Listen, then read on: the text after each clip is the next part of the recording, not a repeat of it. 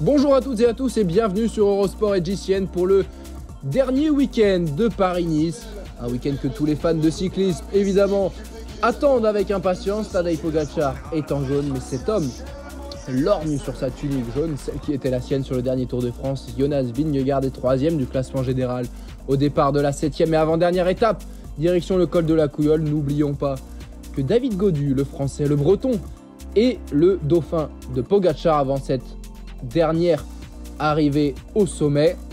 Le col de la Couilleule, il y a eu la loge des gardes un petit peu plus tôt cette semaine, il y a eu le chrono par équipe où il y a eu des écarts. Il y aura évidemment la dernière étape au Tour de Nice. Est-ce que quelqu'un de l'échappée va être en mesure de succéder à Richie Porte, vainqueur à la Couilleule en 2017? En tout cas, la formation Astana avec David de la Cruz et Javier Romo, les deux Espagnols qui tentent d'accélérer. Il y a également Kobe Roussens, Harry Sweeney, le peloton emmené ici par les Émiratis, les coureurs d'Ineos Grenadier. L'écart n'est que de 2 minutes 30 alors qu'on passe des paysages sublimes dans l'arrière-pays niçois. Ce sera le cas évidemment tout le week-end.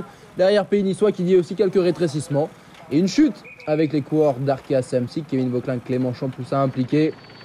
Ça va repartir pour Vauquelin. La formation Ineos Grenadier qui a pris la tête du peloton alors que ça casse à l'avant dans l'échappée. Nils Politt, le champion d'Allemagne, Pascal Enkorn, le champion des Pays-Bas, accompagné de Jérémy Cabot, Javier Romo et Kobe Roussens qui font la différence.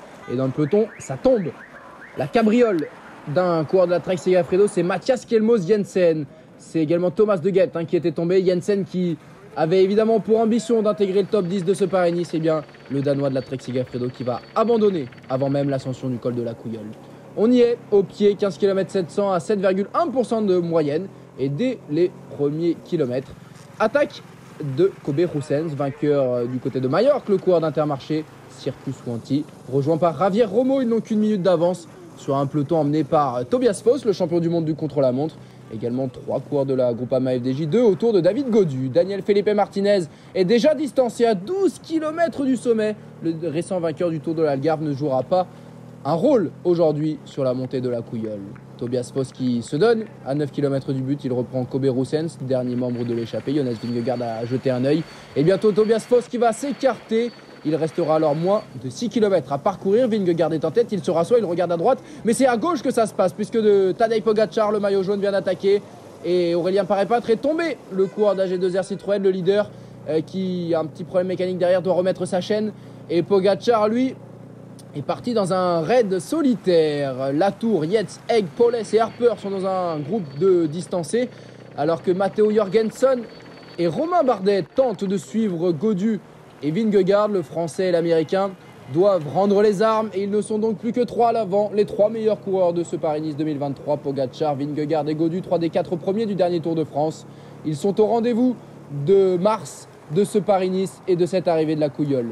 Vingegaard, Gaudu, Pogačar, le groupe Bardet à 20 secondes avec également Neilson Powless, Gino Madère et Simon Yates.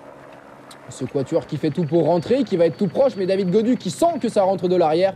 Le petit prince de Bretagne qui accélère et qui emmène avec lui Tadej Pogačar. Jonas Vingegaard n'arrive pas à suivre le Danois de la Jumbo-Visma qui va monter à son rythme, à sa main et qui va revenir petit à petit sur Pogačar et Gaudu. C'est pas forcément quelque chose que l'on a l'habitude de voir pour Vingegaard, mais écoutez, aujourd'hui il maîtrise bien cette tactique. Il revient sur Gaudu et Pogačar, la différence qui ne se fait pas. Bardet en difficulté, Gino Madère et Neilson Powless qui laisse partir Simon Yates. On approche du dernier kilomètre et dans les 500 derniers mètres, Jonas Vingegaard qui joue son batou, qui lance le sprint de très loin.